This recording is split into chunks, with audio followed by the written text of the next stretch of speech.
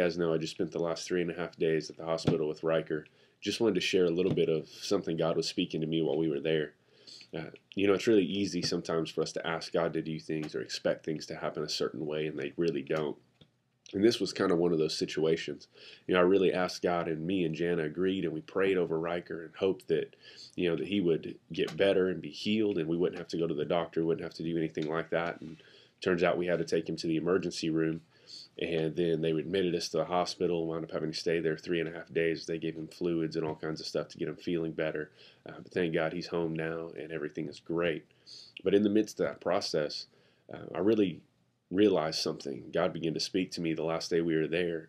And honestly, I just really enjoyed the time of life slowing down and stopping. And as funny as it may sound, being confined to a little small room with my family and being visited by our friends and people who care about us and love and support us.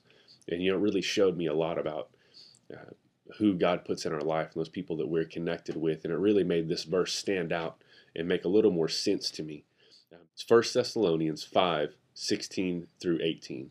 Always be joyful, never stop praying, be thankful in all circumstances, for this is God's will for you who belong to Jesus Christ. I thought that was really a great verse as I was sitting there the last day we were about to go home, and I looked over at Jana and just told her, as strange as it was, how much I really enjoyed the last 3.5 days of just being able to sit in a room and be a part of everything together.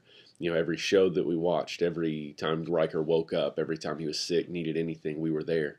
And being able to just do that as a family really, honestly, was a good time of just being able to get away.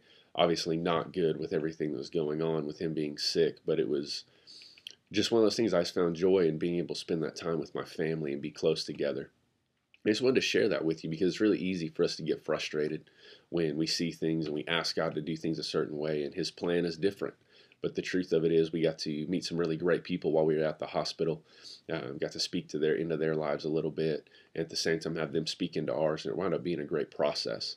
A lot of times we get frustrated with the process, and my encouragement for you today is don't get frustrated. Let God work through you. Be joyful in all things, even though the circumstances don't look joyful.